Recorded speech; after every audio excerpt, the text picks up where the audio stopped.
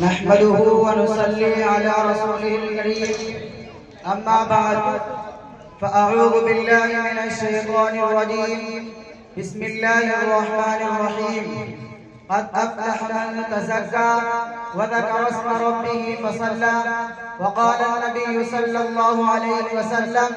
قرة عيني في الصلاة أو كما قال عليه الصلاة والسلام خالق نے کیا بنائی ہے نور نظر نماز خالق نے کیا بنائی ہے نور نظر نماز اندھیرا تھا جہاں میں اگر نہ ہوتی نماز بحر غفلت پہ تیری ہستی نہیں بحر غفلت پہ تیری ہستی نہیں دیکھ جنت اس قدر سستی نہیں میرے محترم بزرگوں اور عزیز دوستوں آج مجھے اجازت دیجئے کہ میں مذہب اسلام کے سب سے اہم رکن پر روشنی ڈالوں وہ اتنا اہم رکن ہے کہ قرآن کی سینکڑوں سے زیادہ آیات میں اس کام کے کرنے کا حکم اور تاکید آئی ہے کوئی پیغمبر ایسا نہیں آیا کہ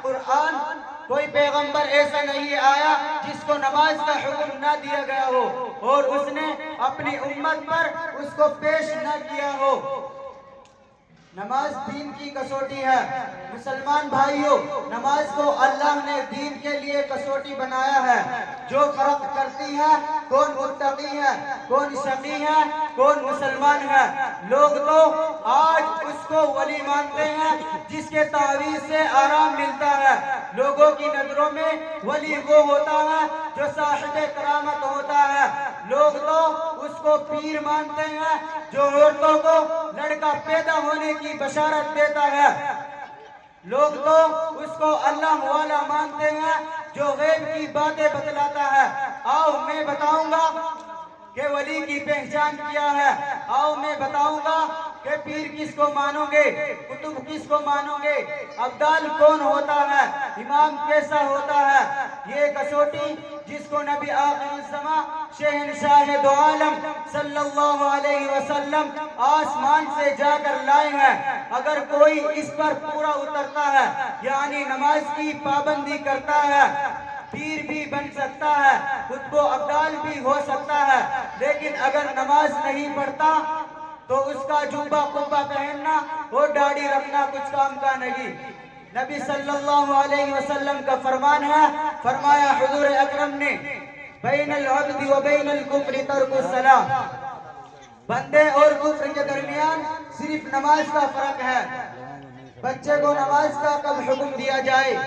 اولاد کی تربیت کرنے والوں آؤ تم بھی نبی کا فرمان سنتے جاؤ صادق المصدوق رحمت للعالمین نے فرمایا جب بچہ 7 سال کا ہو جائے تو اس کو نماز کا حکم دو جب بچہ 10 سال کا ہو جائے تو ترک الصلاۃ کی صورت میں اس کی پٹائی کی جائے امام سلیمان خطابی جو کہ اپنے وقت کے جلیل القدر عالم ہے فرماتے ہیں کہ یہ حدیث اس بات پر دلالت کرتی ہے اگر بچہ اس حال میں بالغ ہوا کہ وہ نماز نہیں پڑھتا تو اس کے خطرناک نتائج برآمد ہوں گے آج کے دور میں پہلے تو بچے کو پیار میں بگاڑ دیتے ہیں بعد میں شکایت کرتے پھرتے ہیں نمازی بنو اور اپنے متعلقین کو نماز کی طرف بلاؤ نماز چھوڑنا بہت بڑا گناہ ہے اللہ تعالی ہم سب کی حفاظت فرمائے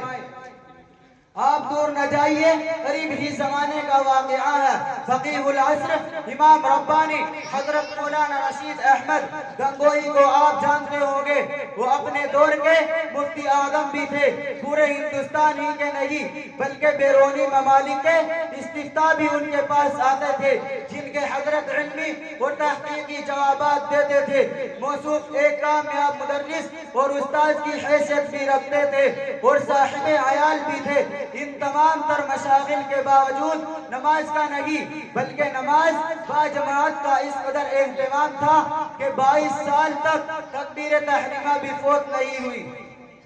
ان کے حالات میں لکھا ہے کہ دارالعلوم دیوبند میں دستار بندی کا جلسہ ہو رہا تھا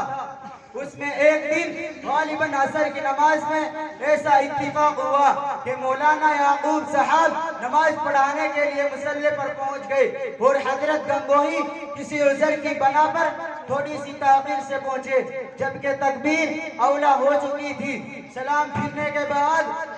لوگوں نے دیکھا کہ وہ عظیم انسان جو بڑے بڑے حوادثات میں پریشان نہیں ہوتا تھا، جو عزیزوں کی موت کی خبریں بڑے صبر و سکون سے سنا کرتا تھا، جس کے چہرے پر غربت اور تنگدستی کی وجہ سے بھی پریشانی کے اثرات ظاہر نہیں ہوتے تھے، آج اس کے چہرے پر رنج و غم کے بادل چھائے ہوئے تھے۔